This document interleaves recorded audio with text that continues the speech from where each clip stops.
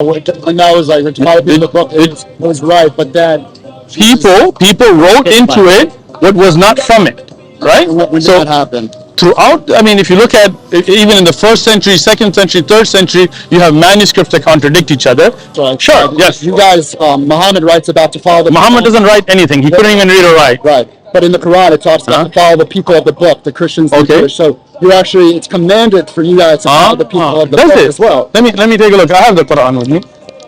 No, my Quran.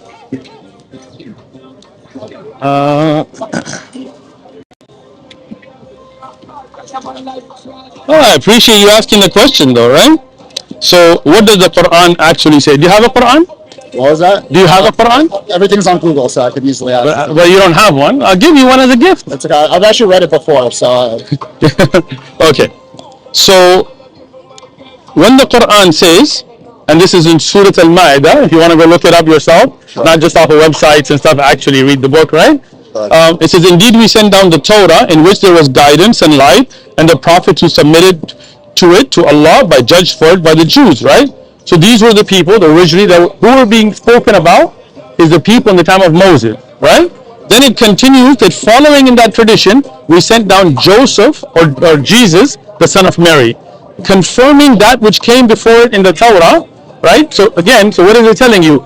The Torah was to be followed by the people of the Torah. But when Jesus came, he confirmed what was correct and he corrected them on whatever mistakes that they made. And we gave him the Injil, right? In which there was guidance and light, confirming what preceded from the Torah and guidance and instruction for the righteous. So let the people of the gospel, Injil, judge by what Allah had revealed therein. So who is this speaking to? In the time of Jesus, the people of the Injil, his followers should judge by what he had. But if you keep reading, it says, and we have revealed to you, O Muhammad, sallallahu alaihi wasallam, the book, which is the Quran, in truth, confirming that which preceded of it in scripture, and as a criterion over it. So that which, like we just looked at the mistakes in the Bible, how do we know what's right from wrong? That criterion to follow in our time is the Quran.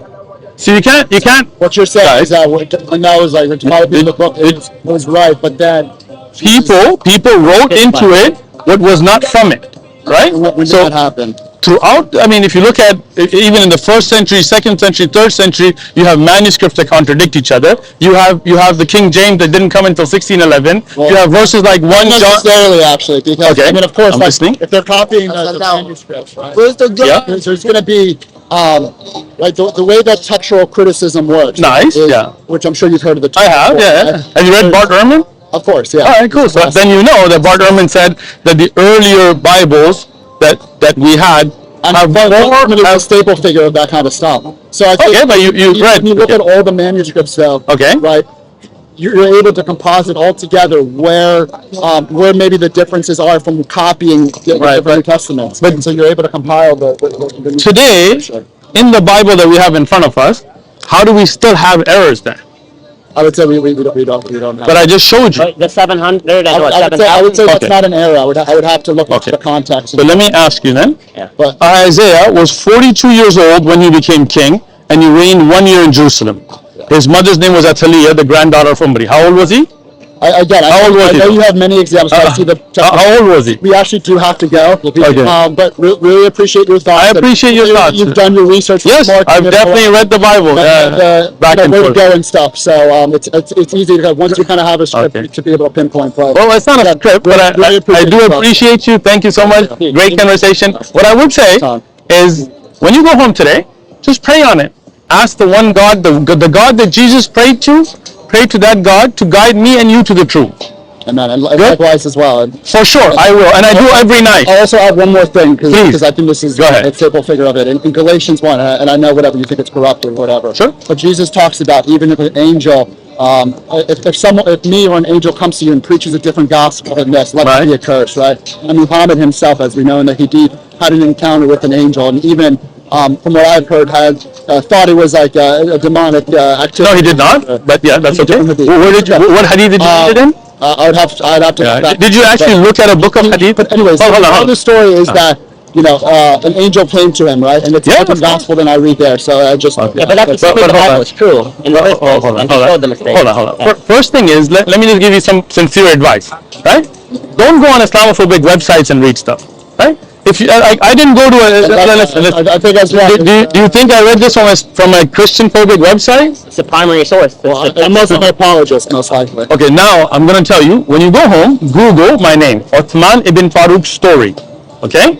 I didn't study this with Muslim apologists. I didn't study this as a Muslim. I studied the Bible when I was a young man growing up in gangs in Southern California, going to church sincerely. Go to Horizon Church on Balboa and Genesee in San Diego, and you can see where I studied the entire Bible from cover to cover in the Wednesday youth group, not as a Muslim apologist. So don't assume that about me, right? But go home, pick up a book of hadith yourself, pick up the Quran yourself, and read it yourself.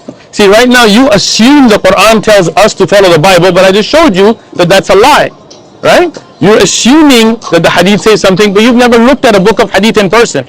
Right? Well, I've read parts of it. What book of hadith did you read? It was like 8 years ago, so it's been a while. Go back, pray on it. I'll pray on it as well. Every day when I pray, I say, Ihdina as-sirat al-mustaqim. I said, oh, guide me to the straight path. Right. I don't pray to Jesus, I pray to the God that Jesus prayed to.